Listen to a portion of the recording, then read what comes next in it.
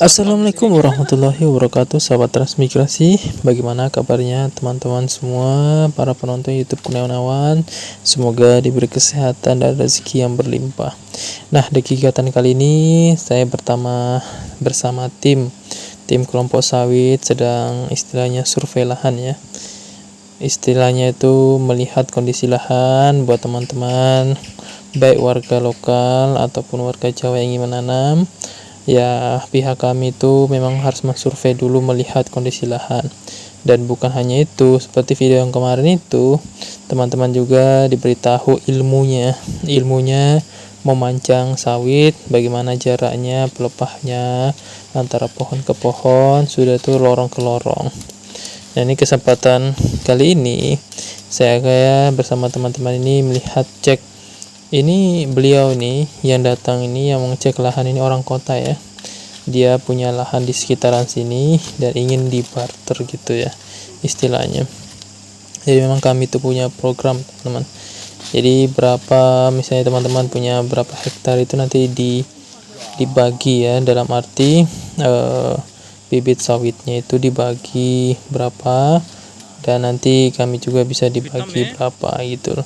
Sehingga nanti ketika panen itu bisa panen bareng-bareng dan tidak panen sendiri. Nah, ini program yang sangat bagus ya bagi teman-teman yang khususnya di sini yang tidak punya modal, hanya punya lahan aja. Nanti kita juga bisa istilahnya barter tanah dengan bibit.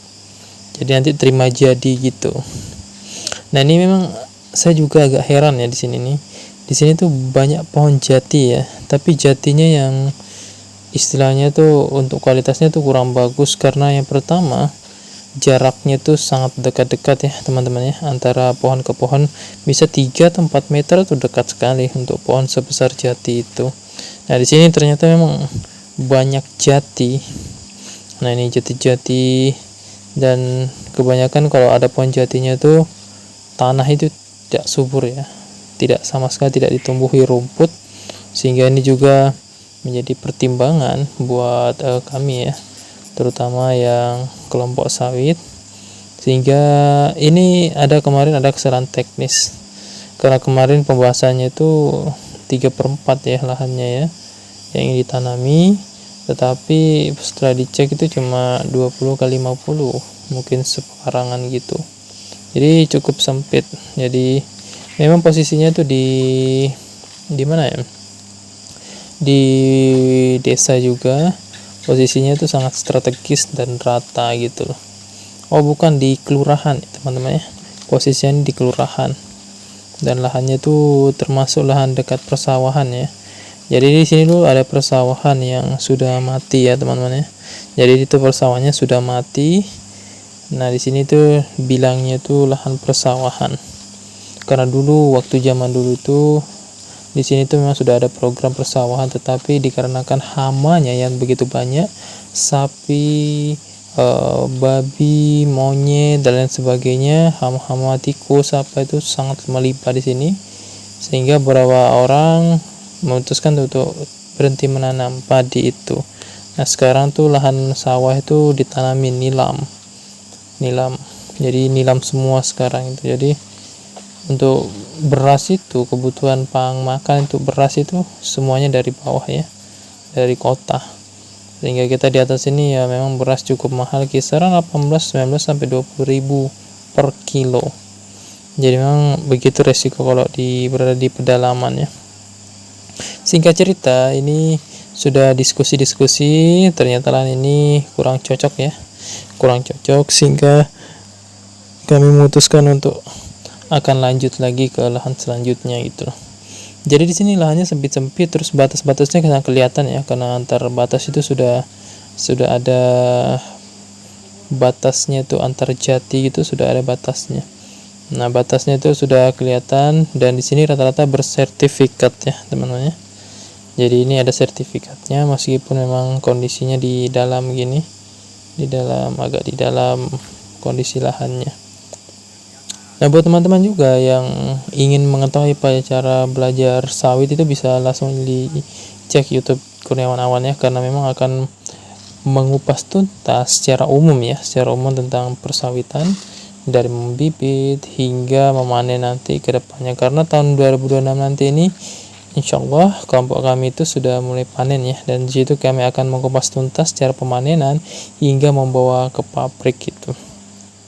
Nah ini selanjutnya kami mengecek lahan di pinggir jalan. Nah ini sebenarnya bagus di pinggir jalan, tetapi kendalanya itu lahannya tuh gunung ya, jadi gunungnya tuh sangat tinggi, sehingga ini juga menjadi pertimbangan kalau dikerja tuh orang biasa tuh tidak bisa kerja. Ini harus istilahnya tuh alat berat ya, baru bisa digunakan untuk kerja lahan seperti ini nih. By the way, ini lahan gunung tinggi, tapi untuk posisinya sangat strategis karena di pinggir jalan pas. Apalagi ini baru pengerasan ya, jalannya ini baru pengerasan, jadi cukup bagus ya.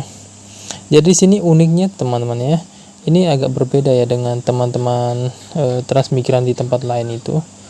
Rata-rata kok transmigran itu kan pedalaman, listrik tidak ada dan lain sebagainya tuh kurang memadai. Tetapi di sini itu listrik tuh langsung ada tuh.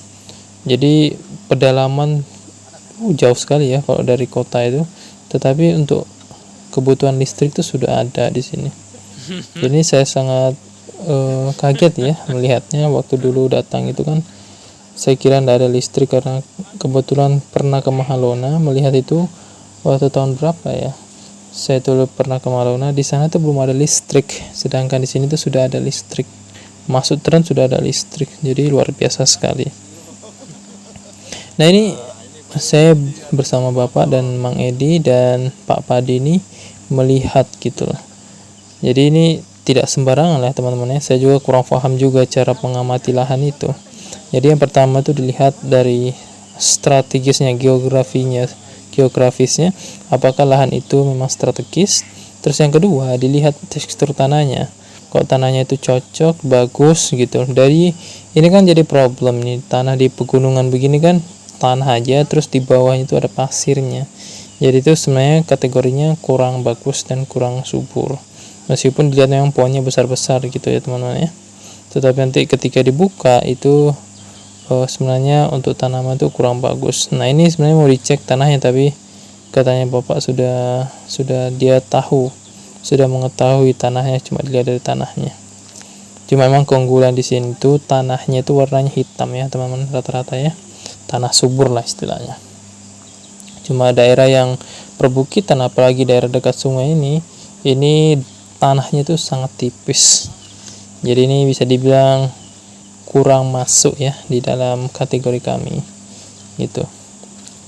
Jadi memang kalau namanya kelompok ya memang harus ada tim ya, jadi 3 orang ini ada tim. Nah 2 orang ini yang dari kota ini yang punya tanah ya, yang ingin disurvei, ini dari kota semua teman-teman yang punya lahan di sini, sehingga ini menjadi juga pembelajaran buat teman-teman betapa pentingnya memilih tanaman jangka panjang yang betul-betul produktif. Kalau kita memikirkan jati itu kurang lebih 50 tahun ya baru panen. Nah kalau saya umur 22 nanam mungkin sudah 70 tahun itu baru panen pertama ya, itu pun panennya langsung tebang. Nah ini sebenarnya kurang produktif dibandingkan memang tanaman sawit itu 3 tahun aja sudah kita bisa menghasilkan dan bisa menikmatinya hingga 30 tahun ke depannya. Jadi kalau saya umur 20 tahun itu, jadi umur 50 tahun itu sudah masih bisa merasakan, sehingga anak-anak juga ya bisa juga merasakan seperti itu. Singkat cerita kita lanjut di lahan selanjutnya. Ini lahan selanjutnya ini sangat bagus sebenarnya ya. Jadi dia ngehol, jadi dia kayak lereng tetapi rata gitu. Nah di sini saya dengar sini ada mata airnya sangat bagus ya di sini. Jadi ini sebenarnya cocok yang di sini. Cuma kemarin pertimbangannya itu harus ada hitam di atas putih, dalam arti bagaimana perjanjiannya untuk membuka ini, dan bagaimana kami sebagai mempunyai bibit itu akan ikut berkontribusi tanpa ada masalah di situnya. Ya, yang kami harap tuh jangan sampai ada masalah ya ke depannya itu. Makanya yang dibilang itu harus ada hitam di atas putih agar semua itu bisa berjalan lancar sesuai keinginan kita. Jadi memang ini bagaimana ya teman-teman ya, memang Untuk secara umumnya ini kurang menarik konten ini ya, tetapi ini kontennya menurut saya banyak sekali ilmu di dalamnya. Dan saya sebagai anak muda juga baru mengetahui ternyata banyak hal-hal yang tidak kita ketahui secara umum dan kita bisa tahu secara spesifik ketika kita masuk di dalamnya. Sehingga memang konten-konten ini menurut saya tidak semua orang tertarik ya. Dan saya lihat itu dari grafik penontonnya juga memang agak kurang-kurang gitu. Tetapi saya tetap konsisten karena menurut saya konten seperti ini nih yang lebih bermanfaat untuk teman-teman apalagi masih muda dan yang tua untuk arah ke depan dan masa depan kita. Karena kita harus mencontoh yang betul-betul baik ya. Sehingga menurut saya buat teman-teman jangan lupa selalu dukung YouTube channel ini agar selalu berkembang, dan saya sebagai Kurniawan pamit undur diri. Wassalamualaikum warahmatullahi wabarakatuh.